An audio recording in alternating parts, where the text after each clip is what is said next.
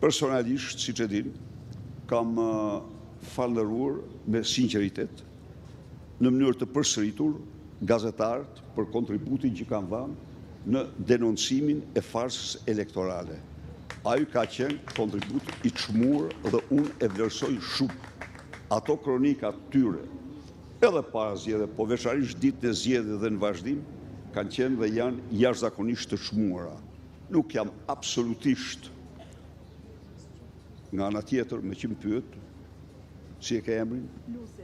Luci. Luci, sugjeroj misisht të lexosh raportet e OSBE-s çfarë thonë për mediat në Shqipëri. Ato thonë se mediat u solën si në diktaturë. Kjo absolutisht jo gazetarët e kronikës. Pavarësisht, zoti Berisha, fjalori i përdorur nga eksponentët e Partisë Demokratike nuk ishte dinjitoz. I përjashtoj këtu gazetarët e kronikës nga ky klasifikim, masi gazetarët e kronikës ka prej tyre që kanë rrezikuar shumë veten në raportimet që kanë bërë, me guxim, me trimëri. Por në tërësi gjendja e mediave është interesin e çdo gazetari, çdo qytetari të lexojë që flet se shëmbëltyr e vendeve në diktaturë. Zoti Berisha. E thot raporti, si asnjë tjetër, nuk kam lexuar një raport të tillë tjetër. Tani, vim tek marrëdhënia. Unë nuk e kam të gjithë episodin parasysh. Jam absolutisht për respektim në gazetarëve, s'ka asnjë diskutim, dhe ju në qoftë se në anën tjetër, në 3 muaj, nuk merri dot një pyetje, nuk bëri dot një pyetje, në këtë anë keni bë pyetje dhe keni marrë çdo përgjigje për çfarëdo që keni dashur dhe kështu do jemi ne, nuk kemi ndryshim tonin. Por, dhe çdo politikan, cili do qoftë, duhet të ketë një kujdes të veçantë në marrëdhëniet me gazetarin. Sikundër, e them, në protesta, kur ka një kauz, besoj se gazetari duhet të ketë në qoftë se nuk e mbështet protestën dhe s'ka asnjë arsye pse detyrim për të mbështetur protestën, nuk duhet të përpiqet të marrë porosi dhe të zbatoj porosi të cilat nuk është vendi për t'i zbatuar aty, sepse mund të krijojë gjakxësira dhe gjëra të papëlqyera. Kjo është e gjitha. Po marrëdhëniet me Partinë Demokratike ju i keni patur në tërësi më normale krahasuar me çdo forcë tjetër politike. Zoti Berisha, nuk dua të paragjykoj listat që ju hartuat, pra listat të mbyllura të kandidatëve për deputet. Të lutem, mund ta bëj pyetjen edhe mund të japësh përgjigje. Por ndërkohë rezulton nga listat e hapura, pra nga votat preferenciale që Ilir Ali Mehmeti, doktor shumë i njohur me shumë popularitet në Tiranë, është jashtë parlamentit. Ku gaboi Sali Berisha që humbi një aset të çmuar për Partinë Demokratike? E vërteta është se nuk e humbi fare.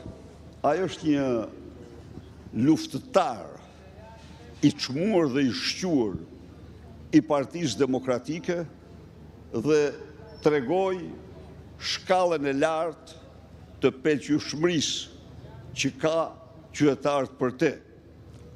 Natyrisht, listat mund të ishin në disa lloje, por fakti që ai mblodhi ato vota dëshmoj se ai është një veprimtar shumë i respektuar dhe i çmuar. Unë nuk besoj se vetëm parlamenti është përfaqësimi i një partie. Një parti ka një gamë të gjerë përfaqësimi. Mort shumë bukur që e mort zotin Ilir shembull. Vërtet, ai është një intelektual me pëlqyeshmëri dhe reputacion, me pëlqyeshmëri të lartë dhe reputacion shumë të mirë. Doktor. Pra, nuk humbet këtu, nuk s'ka gjatë humbur këtu. Është një betejë kjo në cilën, po... Me Chris Laviden keni folë për 72 orë me Lacivitani, këshilltarin amerikan, të cilin zoti Rama e quan shpeshherë edhe latif edhe buf. Tani duhet ta falënderoj për punën që ka bërë. Çështjet e privatësisë, edhe Sali Berisha sa do që është njeriu më publik që qarkullon, është ka përsëri ka dhe ai privatësinë e tij, ndaj dhe po mjaftohem me falënderimet për kontributin dhe ndihmën që na ka dhënë dhe që jep, dhe ju ftoj të bëj avokatër të interesit publik të qytetarëve shqiptar.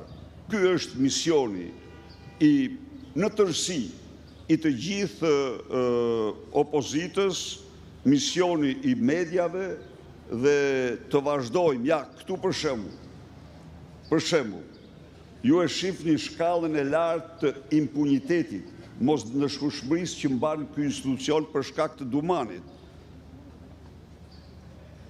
Kjo përbën, ju them unë ju, në themel të fillimit tim të qëndrimit kundër këtij personi, ka qenë pikërisht qëndrimi që ky ka mbajtur ndaj dosjeve flagrante të dhunimit, të zgjedhjeve 184. Faleminderit. Po.